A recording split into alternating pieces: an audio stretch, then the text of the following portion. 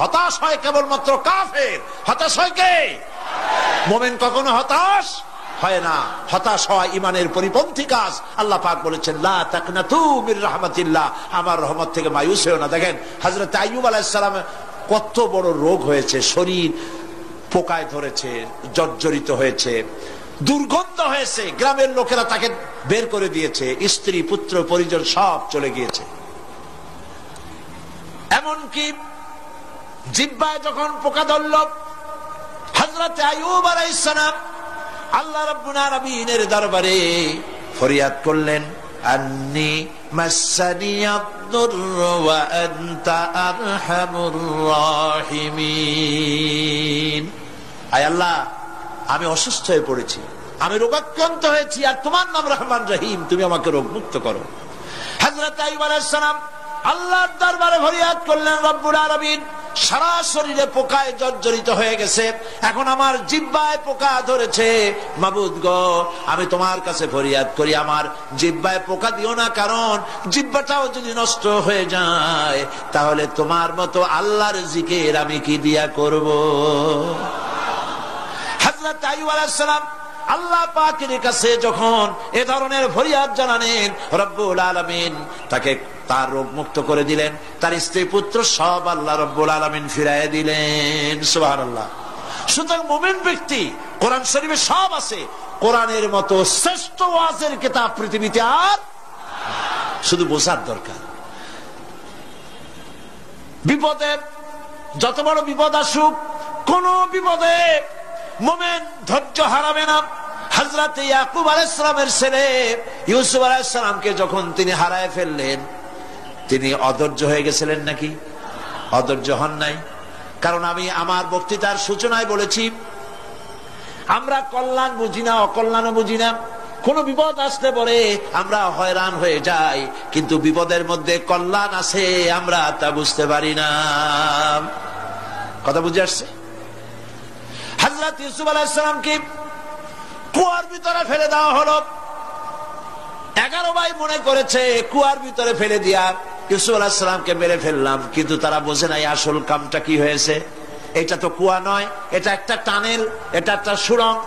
একদিকে কেনান হলো তার এক মুখ, ওই সুড়ঙ্গের এক মুখ হলো কেনানের।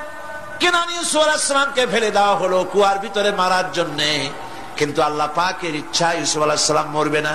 এই টানেলের অপর প্রান্ত মিশরের সিংহাসনের টানেলের এপার দিয়া ইউসুফ আলাইহিস সালামকে ঢুকালেন, অপর প্রান্তে মিশরের সিংহাসনে ইউসুফকে আল্লাহ বসাইয়া দিলেন।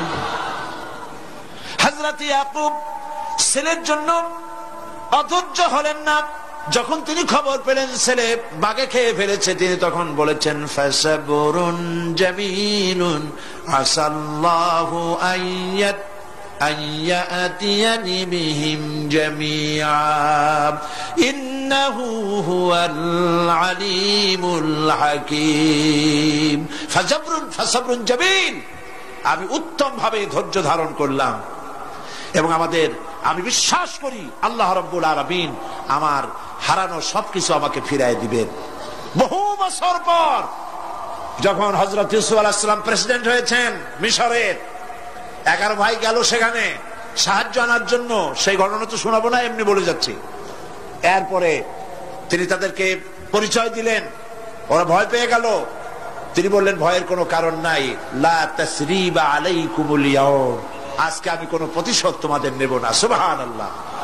এর নাম পয়গম্বর, এর নাম কি? আল্লাহর নবী। আমি আজকে কোনো প্রতিশোধ তোমাদের নেব না, তোমরা যাও। পিতার অবস্থা তিনি জানলেন, কাঁদতে কাঁদতে পিতার চোখ দুটো নষ্ট হয়ে গেছে। ইয়াকুব আলাইহিস সালাম, হযরত ইউসুফ আলাইহিস সালাম বললেন, যাও। নিজের জামাটা খুললেন, গায়ের জামা খুলে বললেন, ভাইরা আমার এই জামা নিয়ে যাও, আর আমার আব্বার চোখের উপরে এই জামাটা রেখে দিও। ছেলেরা যখন হযরত ইউসুফ আলাইহিস সালামের জামা নিয়ে মিশর থেকে রওনা করেছে, গল্প নয়, উপন্যাস নয়, আল্লাহ পাক এই কোরআন শরীফে সূরা ইউসুফে বলেছেন, জামা নিয়ে মিশর থেকে রওনা করেছেন। কোথায় মিশর আর কোথায় কেনান?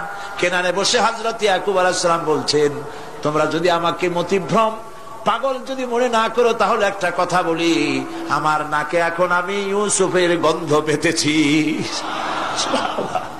তোমরা যদি আমাকে মতিভ্রম না করো তাহলে আমি বলি আমি কিন্তু ইউসুফের গন্ধ পেতেছি। সুবহানাল্লাহ। হযরত ইউসুফ আলাইহিস সালামের জামা এনে ভাইরা যখন হযরত ইউসুফের চোখের উপরে রেখে দিলেন, হযরত ইয়াকুবের দুটো চোখ সাথে সাথে আল্লাহ ভালো করে দিলেন। ফাসবরুন জামিল, ধৈর্য ধরো। ইমানদার ব্যক্তি আশার উপরে তার জীবন বাঁচে, কারণ যত বড় বিপদ আসুক না কেন আশ্রয় পাওয়ার একটা জায়গা আছে, তার নাম হলো আল্লাহ। নাম কি? বলেন আল্লাহ।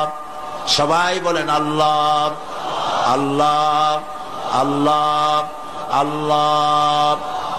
হযরত ইউনূস আলাইহিস সালাম মাছটাকে গিলে ফেলে দিল, মাছটাকে গিলে মাটির অতল তলদেশে চলে গেছে। এত বড় বিপদ পৃথিবীর কোন মানুষের হতে পারে নাকি? বলেন, কি বলেন? মাছের পেটের ভিতরে জানালা নাই, দরজা নাই, বেরোবার কোনো পথ নাই, মাছ গেছে পানির অতল তলদেশ।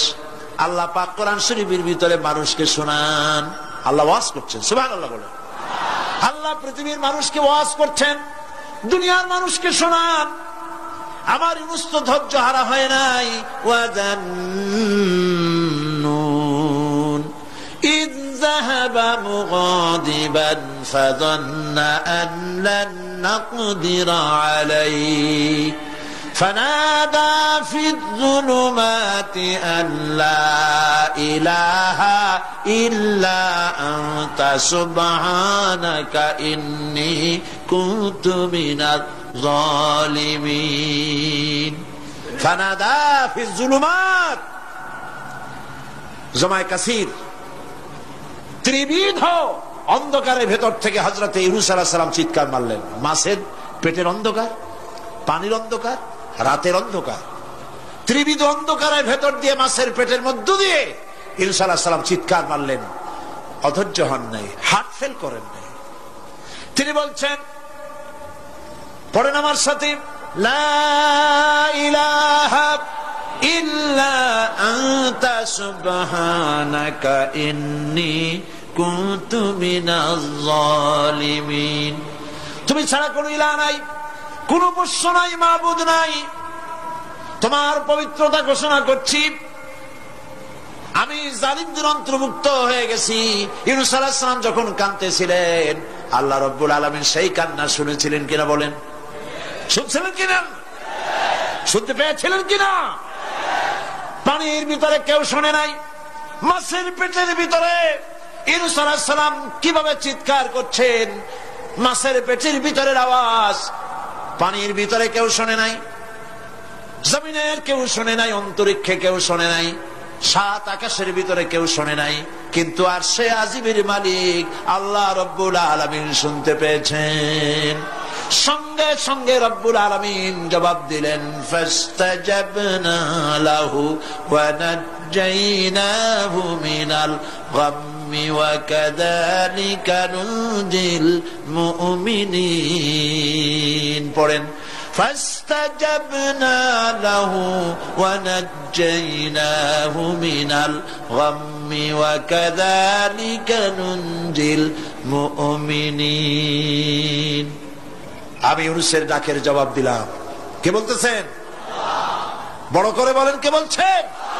আল্লাহ। সুবহানাল্লাহ। আপনারা কি ভয় পাইছেন? ভয় পেয়েছে মুসলমান?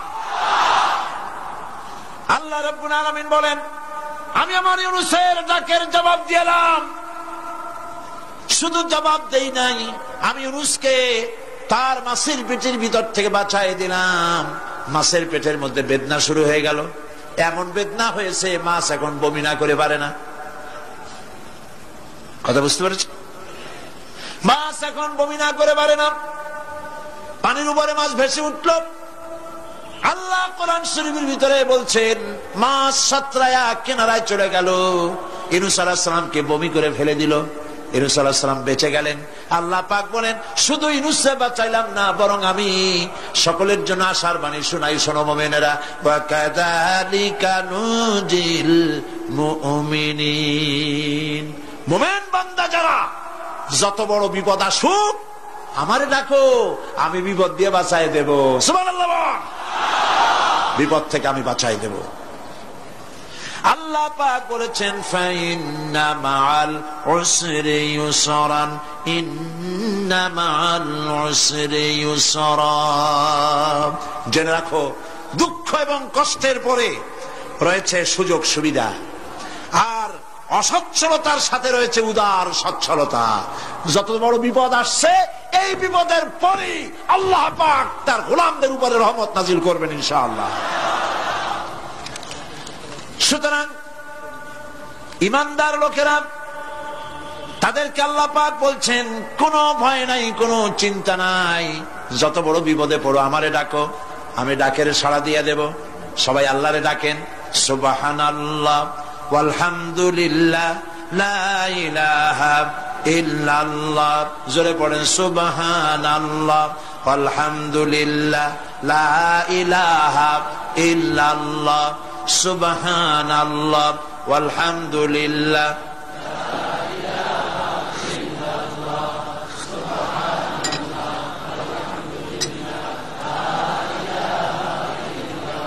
লা ইলাহা ইল্লাল্লাহু মুহাম্মাদুর রাসূলুল্লাহ।